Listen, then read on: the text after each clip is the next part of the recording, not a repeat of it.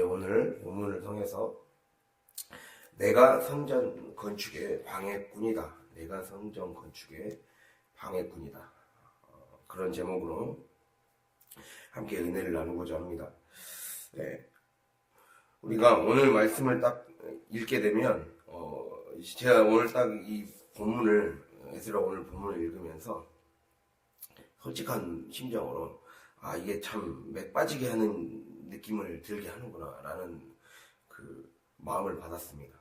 왜 그랬겠습니까? 자꾸 일이 더뎌지기 때문에.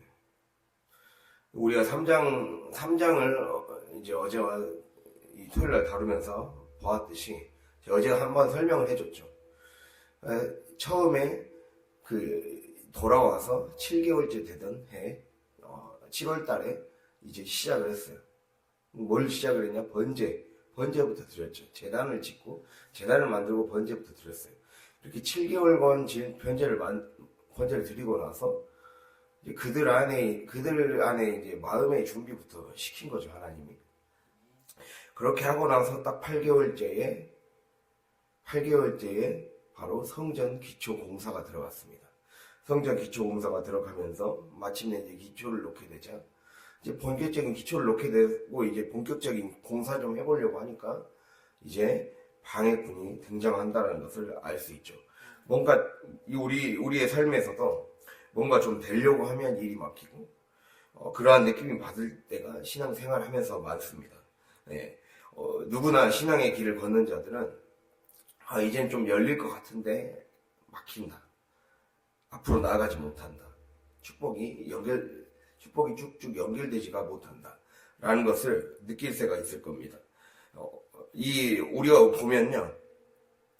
그 5절에 건축을 이제 방해하면서 바사왕 고레스의 시대부터 바사왕 다리오가 즉위할 때까지 뇌물을 주고 그 계획을 막았다. 이게 16년의 기간입니다. 16년의 기간 동안 성전 건축을 방해했습니다. 굉장히 오랜 기간 동안 방해했죠. 그리고 또 이제 6절부터 10절은 이제 동시대의 일이 아니고 우리가 딱 눈치를 보면 알 수 있죠. 아하수에로가 즉위할 때 계속 고레스만 나온 게 아니라 고레스의 다음 왕인 다리오 왕이 나왔고 다리오의 다음 왕인 아하수에로와 아닥사스다 왕이 나와요. 이 시기를 다 계산해 보면요. 우리가 기원전 539년에 고레스가 너희는 예루살렘으로 가서 건축해라 라고 허가를 내렸어요. 그 허가를 내리고 이제 약 16년이 지나서 그러니까 이 다리오 왕이 즉위할 때가 515년이거든요. 515년에 되고 515년 그래서 515년에서 513년 사이에 성전이 이제 마침내 재건이 완료가 됩니다. 그 정도의 기간이 걸렸다는 거죠, 지금. 그래서, 이 16년 동안 방해하고 나서 그 이후에 끝낸 게 515년 정도예요. 515년에. 그러한 기간이 걸렸고, 그리고 아닥사스다 왕 나오고, 아하수에로 왕 나오고, 이걸 다 계산해 보면요. 거의 100년이 넘습니다. 즉위 시기만 계산해 봐도, 대충 추산해 봐도, 근데 이 이후에는 성전 짓고 나서 그 다음에 2차, 3차 기간이 이루어지는데, 그때는 이제 성벽을 재건하죠. 성벽을 재건하는 거. 성벽 재건할 때도, 수없는 방해들이 진행되었다는 거죠. 처음에는 성전 공사가 중단되고, 그리고 이후에 다시 재개되어서 끝내지만, 결국에는 성벽 재건까지 방해당했다는 것입니다. 그것을 볼 수가 있습니다. 우리가 여기서 볼 수 있는 게, 하나님이 분명히 고레스를 흔들어 깨웠다 했어요. 그래서 성전 건축을 하라고 명하셨습니다. 그런데 우리가 여기를 봐야 될 게, 이 유다와 베냐민 대적이 그들이 우리도 같이 건축하게 해라 라는 말을 했거든요. 우리가 여기에서 주목해야 될 게, 그냥 하나님을 대적하는 적들이 나타났다라고만 그렇게 단순하게만 생각할 문제가 아니에요. 우리가 이걸 교회적으로 적용해 볼 수가 있고 실제 역사적으로도 적용해 볼 수가 있어요.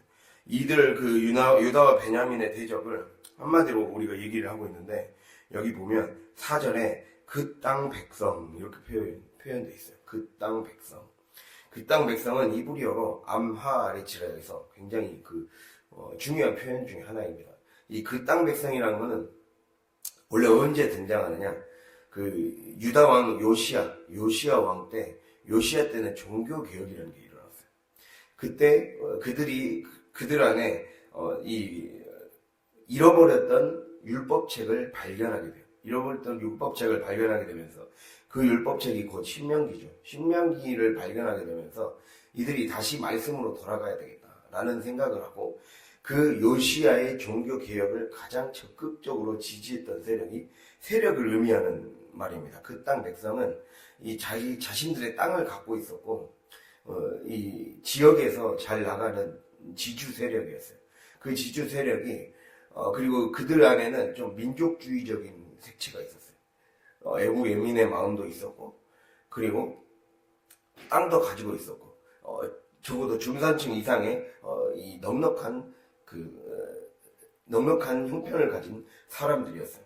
그래서 이 그 땅 백성이라고 지칭되는 이 세력들은 사실은 좋은 신앙으로 출발했다라는 것을 알 수가 있어요. 원래는 신앙이 좋았어요. 그러니까 원래는 하나님을 향한 열정에서 시작을 했다라는 거죠. 이게 오늘의 포인트거든요. 그래서 가장 강력하게 지지했고, 한마디로 누구보다 열심히 있었던 신앙생활이었다는 거예요. 나라와 민족을 위해서도 기도했고, 교회 공동체 지체에도 열정을 가지고 헌신했던 자들이라는 거예요. 그런데 후에 이 멸망을 했잖아요. 북이스라엘이 멸망을 하고 남유다가 멸망을 했어요. 그러면서 이들 안에 민족이 섞이면서 혼합주의 신앙이 일어나게 돼요. 아까 그 땅 백성이라는 것은 원래는 북이스라엘에서 건너온 사람들이에요. 그러니까 기원전 722년에 아수르에 의해 북쪽이 먼저 멸망하잖아요. 약 150년 정도 먼저 멸망해요.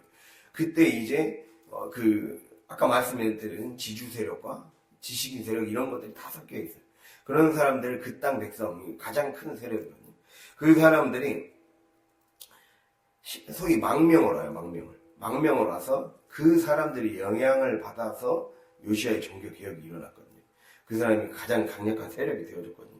그런데 나중에는 결국에는 완전히 북쪽만 멸망한 게 아니라 남쪽까지 멸망하면서 북쪽이 수도인 사마리아에는 5민족이 혼합되는 혼합 정책을 시행했어요. 아수르라는 나라는 5민족을 그 나라로 강제 이주시켜서 기존의 유대인들과 기존의 이스라엘 사람들과 섞여 살게 만들었어요. 섞여 살다 보면 당연히 문화의 영향을 받게 되어 있고 우상의 영향을 받겠죠. 그래서 그들 안에 신앙이 점점 심각한 우상 혼합주의가 심해져 버렸어요. 하나님도 섬기고 우상도 섬기는 그러한 일들이 발생했고, 이제는 아예 그들 편한 대로 성경을 바꿔버렸어요. 그래서 실제 지금도 유대교의 분파 중에 사마리아 오경이라는, 그러니까 모세 오경만 믿는 종교가 있어요. 사마리아교라 그래요. 사마리아교. 그래서 거기에서 완전히 갈라져 나와버린 사람들입니다.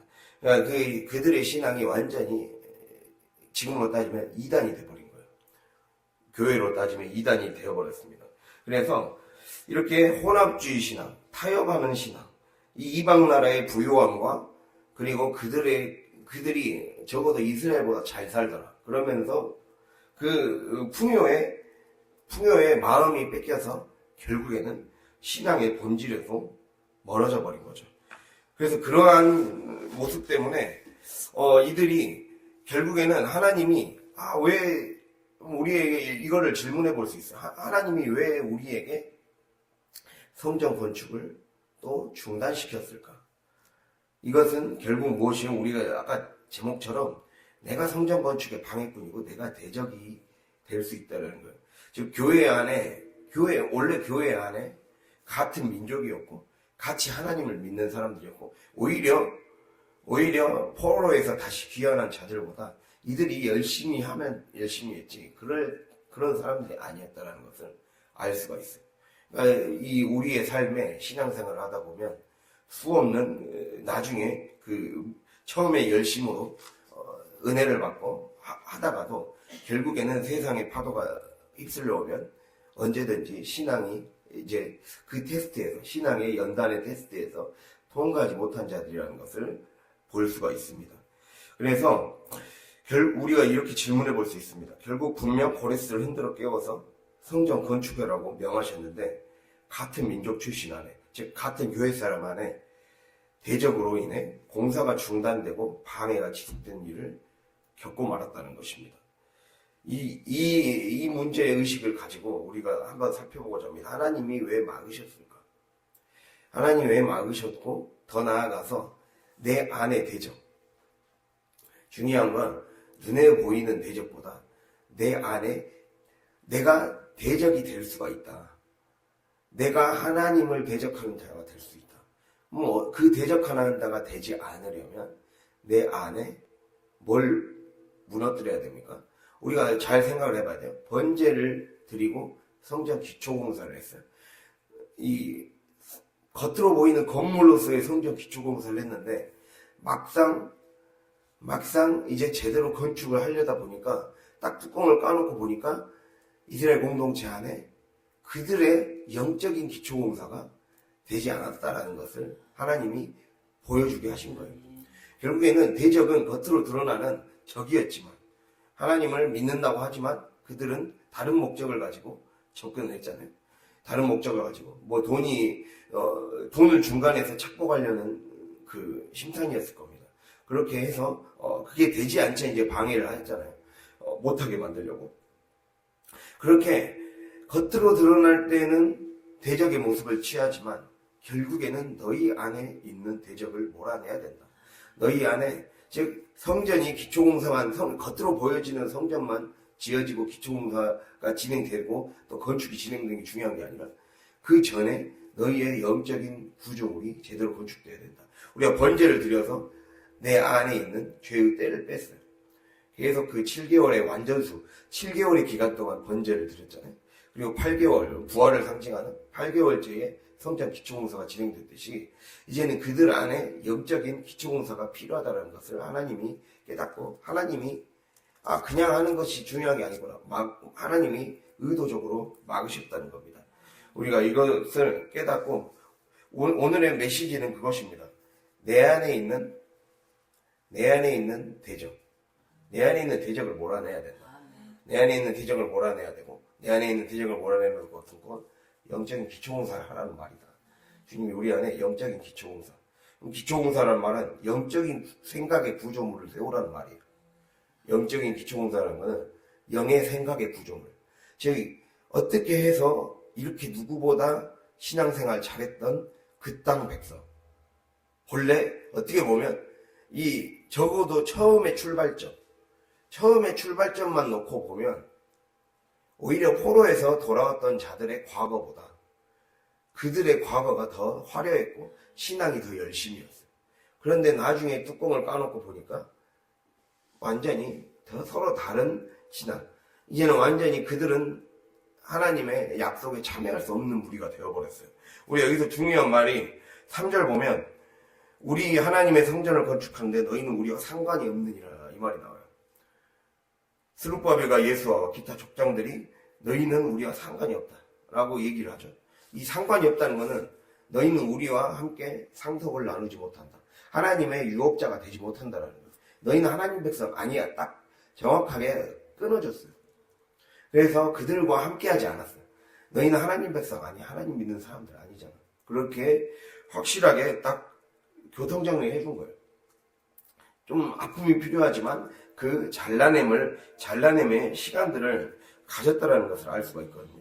그걸 통해서 우리 안에 왜 하나님이 이러한 사건을 통해 우리에게 뭘 말씀하시는 걸까? 결국에는 내 육의 생각으로 똘똘 뭉친 구조물이 벗겨져야 돼요. 나도 대적이 될 수 있다. 그럼 대적을 되게 만드는 생각, 육의 생각의 기초, 육의 생각으로 잘못된 기초공사가 이루어졌던 그 구조물이 무너져야 돼요. 그 기반부터 바꿔야 된다는 거예요. 그것을 주님이 우리에게 지금 말씀하고 있어요. 그래서 오늘 이러한 주제를 놓고 우리 말씀을 한번 보고자 합니다. 그래서 오늘 유다와 베냐민의 대적이 나오죠. 1절에 유다와 베냐민의 대적. 그들은 입으로는 우리도 너희같이 하나님을 찾고 하나님께 제사를 드린 자들이라고 2절에 말씀합니다. 그러니까 그래서 우리가 함께 성전 건축에 참여하게 해달라는 거죠. 그렇게 하자 이제 3절에 상관이 없다라는 거예요. 우리가 홀로 건축하겠다. 즉 너희는 우리와 함께 유업에 참여할 수 없다. 하나님 백성이 될 수 없다라고 얘기를 하고 있어요. 우리가 여기서 살펴볼 수 있는 중요한 그 적용점이 그것입니다. 바로 우리가 갈라디아서 4장 28절에서 30절을 보면 너희는 이삭과 같이 약속의 자녀다. 근데 약속을 제대로 상속받으려면 마치 사라가 자기의 여종 하갈과 이스마엘을 내쫓았듯이 그렇게 하면서 사라가 그 말을 하죠. 사라가 그렇게 행동하자 하나님 어떻게 합니까? 라고 아브라함이 기도로 묻자 내쫓아라. 사라의 말대로 내쫓아라. 종의 자녀가 유업을 받지 못한다 하면서 내쫓게 만듭니다. 그래서 결국에는 우리 안에 있는 육을 내쫓고 무력화시켜야 된다는 거예요. 그러니까 한마디로 내 영이 육을 통제하고 다스릴 수 있게 영이 육을 지배해갈 수 있게 만들어야 된다. 그것을 우리에게 지금 말씀하고 있다는 거예요. 그 말씀. 그래서 이 말씀을 우리가 기억해야 됩니다. 이게 바로 아까 말씀드린 영의 기초공사예요. 이걸 다른 말로 영성 형성이라고 해요. 영성 형성. 스피리추얼 포메이션이라고 해서 우리가 영적인 사람이 되기 위한 기초공사 작업. 이것이 영성 형성이라고 해요. 신학적인 용어로는. 그래서 복종의 연습을 하는 거죠. 순종이 우리의 삶에 자연스럽게 되도록 연습하는 시간들이에요. 이게 되어야 들리는 거예요. 잘 들어야 돼요. 여기 보면 대적은 제가 오늘 말씀을 하면서 가장 주의 깊게 봤던 것이 바로 1절입니다. 사로잡혔던 자들의 자손이 건축을 한다라는 것을 누가 들었다 그래요? 유다와 베냐민의 대적이 들었다 그래요. 내가 깨어있지 못하면 대적처럼 들을 수가 있어요. 내가 성령 충만하지 못하면 대적이 들었던 것처럼 들을 수가 있어요. 즉 무슨 말이냐? 들음이라는 거는 성경에서 들음이라는 거는 두 가지 의미가 있어요. 이해하고 파악하기 위한 들음. 즉 하나님의 말씀을 깨닫고 알기 위한 무슨 말씀인지 그 내용을 알고 이게 이런 뜻이구나를 알기 위한 들음이에요. 근데 우리는 거기에서 끝나면 안 되죠. 두 가지 뜻이 있거든요. 하나는 그걸 가지고 순종하기 위한 들음이에요. 순종을 해야 그것이 내 것이 되는 거예요. 순종을 함으로써 내 안에 무질서가 하나님의 질서로 바뀌는 거예요. 우리가 그 고린도전서 14장 33절 보면 하나님은 무질서의 하나님이 아니요 화평의 하나님이라고 말하고 있어요. 하나님은 무질서의 하나님이 아니요 화평의 하나님이라. 화평, 평화, 샬롬을 얘기하는 거거든요. 샬롬이라는 것은 이거예요. 평화라는 것은 잘 들으세요. 평화라는 것은 육이 영을 거스르지 않는 상태예요. 육이 영을 거스르지 않는 상태. 영이 육을 다스리는 상태. 그게 곧 평화입니다. 어떤 마음이 힘들지 않고 내 마음이 괴롭지 않은 게 평안이 아니라는 거예요. 평화 다 같은 말이거든요. 화평. 같은 샬롬에서 나왔거든요. 그게 영이 육을 다스리는 상태. 즉 말씀으로 내 존재가 영성이 형성되는 상태예요. 그래서 그래서 어떤 신학자는 이걸 이렇게 얘기하거든요. 평화를 영이 원래 있어야 할 제 자리를 찾은 상태. 영은 어디에 있어야 됩니까? 영은 바로 육을 다스리고 지배하는 그 자리에 있어야 돼요. 성령은 우리의 삶을 다스리고 지배하는 그 자리에 있어야 돼요. 성령이 내가 쓰고 싶을 때만 쓰는 존재가 아니라는 거예요. 내가 필요할 때만 찾는 존재가 아니라 성령이 내 하루 전체, 내 삶의 모든 그런 선택의 전체, 그거를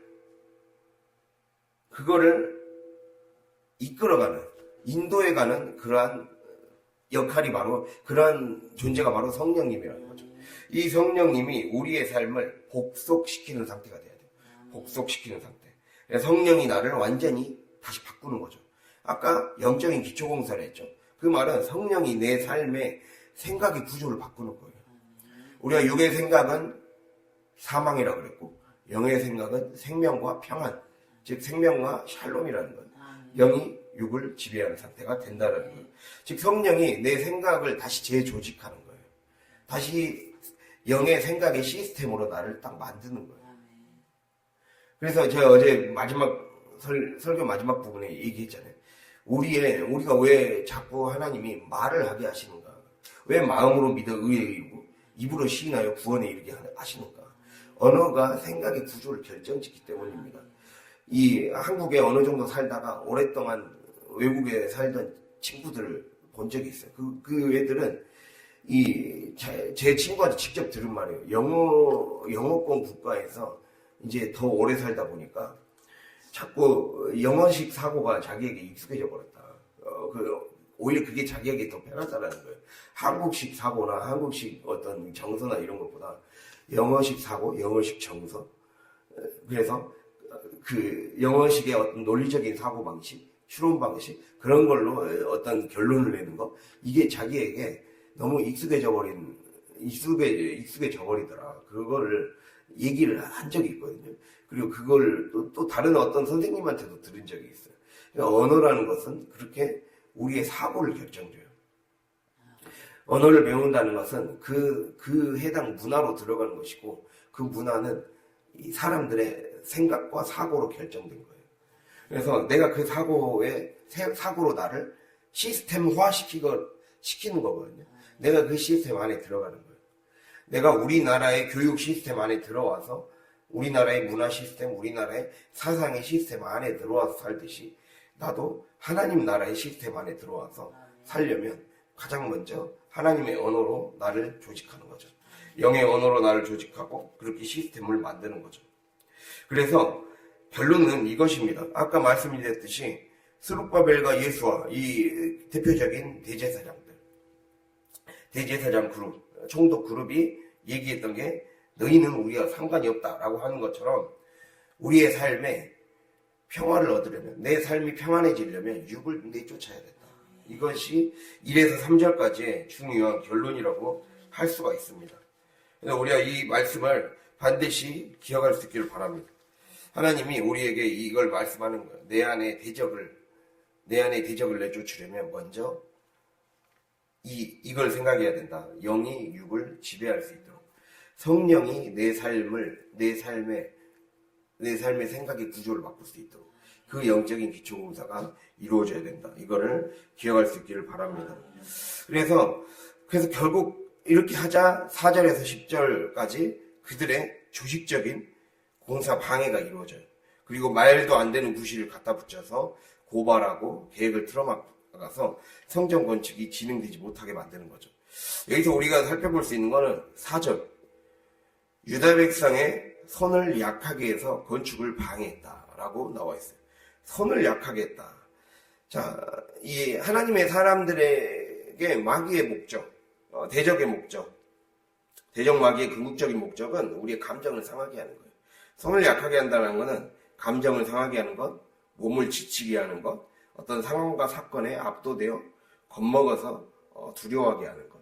이 모든 거의 궁극적인 마지막 목표가 뭐겠습니까? 믿음의 여정을 포기하게 만드는 것. 믿음의 여정을 포기하게 만드는 것이 바로 마귀의 작전이라는 거예요. 마귀가 원하는 것은 믿음의 여정을 포기하게 만드는 거예요. 그래서 감정을 상하게 하고 몸을 지치게 하고 상황에 두렵게 만드는 거죠.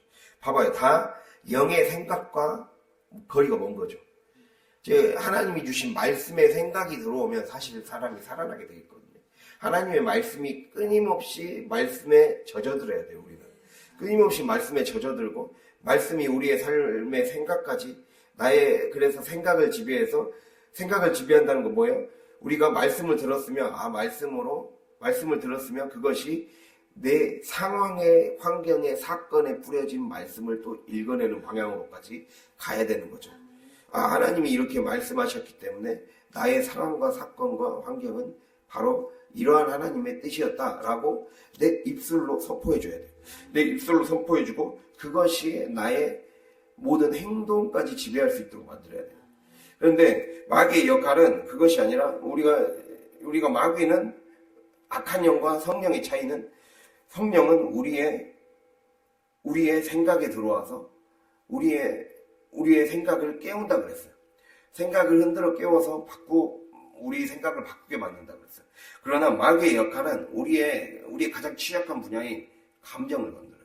감정을 건드려서 감정을 상하게 하거나 몸을 지치게 하거나 그리고 상황과 사건에 압도되어 겁먹게 해요.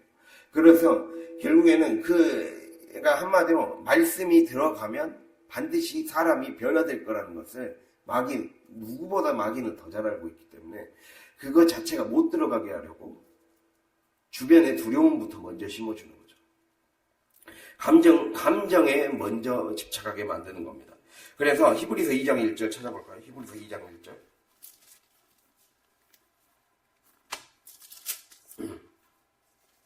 354페이지 히브리서 2장 1절.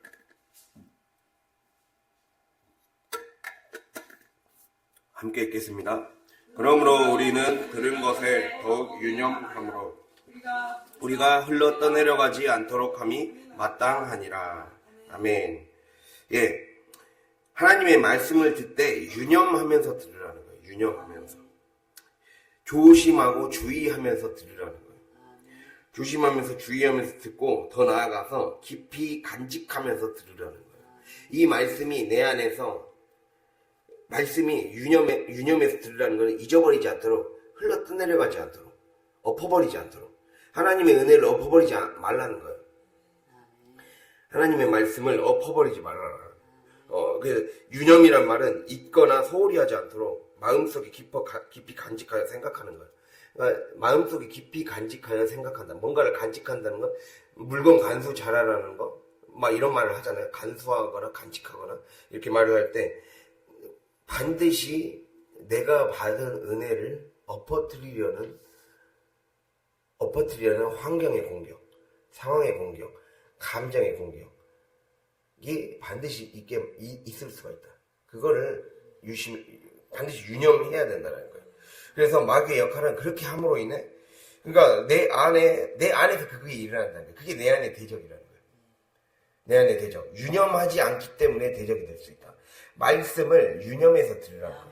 말씀을 들었으면 이걸 잊어버리지 말라는 거예요. 잊어버리지 말고 내 삶에 어떻게든 적용시켜서 그거를 더 열매를 키우라는 거예요. 그걸 가지고 그 말씀의 씨앗을 좀 척박한 땅이 있으면 내 삶에 내 가정의 분야에 조금 하나님의 영적인 원리가 이곳에는 잘 적용되지 않았던 것이 있다면 그거를 기도로 심어서 그곳에서 열매가 날 수 있게 유념해서 주의해서 말씀의 씨를 뿌리고 물을 주어서 자라나게 만들라는 거예요. 하나님이 그거를 우리에게 얘기하고 있어요. 즉 하나님의 말씀은 하나님의 바람은 이거예요. 하나님의 말씀, 즉 기록된 말씀, 선포된 말씀, 뿌려진 말씀이죠. 이 말씀이 우리 삶에서 뿌리를 내리고 자라고 그 자라서 나무가 되고 꽃이 피고 잎을 내게 되고 열매까지 맺게 될 수 있도록 이거를 굉장히 하나님은 그걸 기대하고 있어요. 우리가 가꿔야 돼요. 우리가 가꿔야 하나님이 그 열매의 복을 주는 거예요. 그 열매의 복을 줘서 그걸 바탕으로 우리의 삶에 윤택한 축복의 통로가 될 수 있는 거죠. 내가 해야 되는 역할이라는 것입니다. 내가 더 조심하고 내가 더 주의해야 되는 거죠. 항상 나의 신앙을 흔들어대는 것들이 있다라는 것을 명심해야 됩니다. 그렇게 해서 중도 포기하고 뭐라 해야 되죠? 약간 좀 냉소 회의감이 들게 만들어는 거예요. 신앙생활하는 거 힘들다. 이렇게 해봤자 무슨 의미가 있을까? 그렇게 만드는 게 마귀의 목적이에요. 그걸 기억해야 됩니다. 그래서 우리가 이 성령의 사람, 영의 사람은 영적인 구조물, 영적인 건축물, 그 기초공사가 진행돼야 된다. 그래서 하나님이 그걸 위해서 우리 안에 대적하는 것들에 마음을 빼앗기지 않도록 유념하라, 유의하라는 거예요. 그 말씀을 반드시 우리가 잘 기억할 수 있기를 바랍니다. 그래서 우리가 보면 말씀 계속 이어서 보면, 그래서 상관이 없느니라, 이 말씀을 기억하라는 거예요. 상관이 없느니라. 또 하나 이제 우리 안에 대적은 내 안에 있는 돌이에요. 돌이 무엇이냐? 우리가 에스겔 36장 찾아볼까요? 에스겔 36장.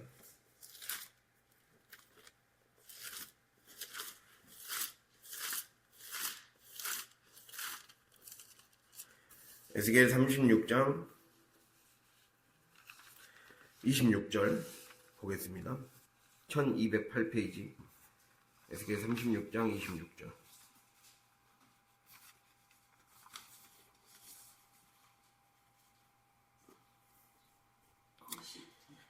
36장 26절이요. 1208페이지. 예. 또 새 영을 너희 속에 두고 새 마음을 너희에게 주되 너희 육신에서 굳은 마음을 제거하고 부드러운 마음을 줄 것이며. 그 다음 절까지 읽겠습니다. 또 내 영을 너희 속에 두어 너희로 내 율례를 행하게 하리니 너희가 내 규례를 지켜 행할지라. 아멘. 자, 여기서 보면 새 영을 너희 속에 두고 새 마음을 주겠다. 그 새 영과 새 마음이 들어가게 하기 위해 하나님이 새 영, 즉 성령이 우리의 삶에 하나님의 말씀을 잘 지켜서 구원에 이르도록, 그리고 그 구원에 이르는, 구원에 따라오는 그 축복을 누리도록 하려고 우리 안에 하시는 작업이 바로 우리 육신에 있는 굳은 마음을 제거한다는 거예요. 굳은 마음은 원래 히브리어 원어로는 돌을 제거한다라고 쓰여 있어요. 돌. 우리 안에 있는 돌을 제거한다. 지금 내 안에 있는 돌을 제거하는 거예요. 우리가, 우리의 몸이 하나님의 성전이라고 그랬잖아요. 하나님의 성전이면, 예수님이 하나님의 성전이고, 그리고 우리는 그 그리스도의 지체라고 그랬어요. 지금 이걸 그렇게 생각해 보면, 내가 곧 성전의 하나의 어떤 재료가 될 수 있는 거예요. 내가 좋은 재료가 되기 위한 과정이죠. 돌을 빼는 거예요. 잘못 박혀진, 잘못된 돌을 빼는 거예요. 내 안에 굳은 마음, 돌처럼 박혀있는 그 마음을 빼내고, 여기 보면 부드러운 마음을 줄 것이다 라고 나와있죠. 26절에. 부드러운 마음은 살을 말해요. 돌같이 딱딱해진 마음이 아니라 살같이 부드러운, 어린아이의 살같이 부들부들한 그 심령을 주겠다. 그래서 어느 말씀이든지 받아들일 수 있는, 오늘 말씀의 핵심이 그거예요. 내 안에 대적의 생각, 육의 구조물들을 무너뜨리려면 하나님의 말씀을 진짜 잘 알아먹을 수 있는, 말귀를 잘 알아먹을 수 있는 귀가 되어야 된다. 이게 오늘의 주제입니다. 말귀를 잘 알아먹을 수 있는 귀가 되어야 된다. 그게 되게 하기 위해 하나님이 이 말씀을 하는 거예요. 내가 너희 안에 부드러운 마음을 주겠다. 말씀이 너의 심령 골수를 찔러 쪼개도 이전에는 딱딱한 돌 같은 마음 때문에 그걸 다 튕겨내버리고 다 오히려 칼을 부러뜨리는 마치 냉동된 고기처럼 살아왔는데, 그게 아니라 찌르면 그것이 내가 잘못된 부분이 교련해지고, 그래서 제대로 고침받을 수 있게 내가 바꾸어주겠다. 이 말씀을 하는 거죠. 그래서 우리의 삶은, 우리가 진짜 복받는 조건은 그거예요. 말씀에 기록된 대로 순종하는 거예요. 말씀에 기록된 대로 순종한다는 거는 이 돌에 기록되고 정의에 기록되었다 하나님의 말씀이었죠. 구약시대 때는. 그것이 내 육의 마음판, 내 마음판에 완전히 새겨질 때까지 그 길을 걸어가는 거예요. 그 길을 걸어가도록 성령이 나의 마음을 바꿔가겠다는 거예요. 돌을 제거해 주겠다는 거예요. 우리의 육의 마음판에는 오직 그리스도의 편지만이 쓰여져야 돼요. 하나님의 영으로만 새겨져야 돼요. 그것이 주님이 우리에게 원하는 바입니다. 그래서 우리 안에 있는 돌, 교회 공동체 안에 부흥의 도약을 방해하는 꽉 박혀있는 그 돌을 빼내야 돼요. 그리고 내 안에 박혀있는 돌을 빼내야 돼요. 그 돌이 여러 가지 돌로 나타날 수 있습니다. 혈기의 돌, 간교함의 돌, 세속적 가치관을 하나님보다 더 중시하는 돌, 고집과 자기 주장의 돌, 그리고 신앙과 영적인 것을 세상적인 관점으로만 보려고 하는 돌, 여러 가지 있을 수 있죠. 또 무관심의 돌도 있을 수 있어요. 우리가 이 무관심의 돌, 즉 아까 보면 아까는 대놓고 하는 대적들도 있었지만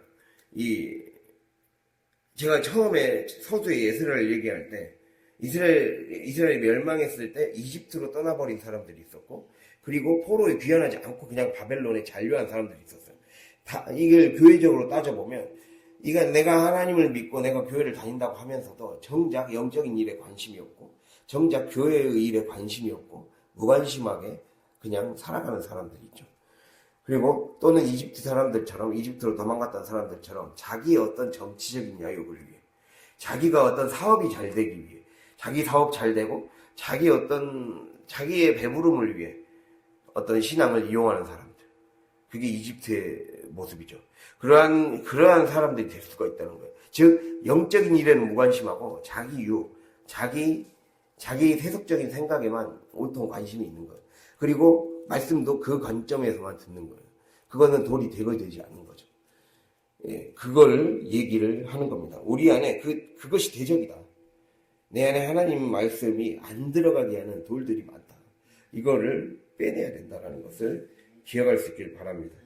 이것이 광명의 천사로 가장해서 우리의 마음을 합리화시키는 거예요.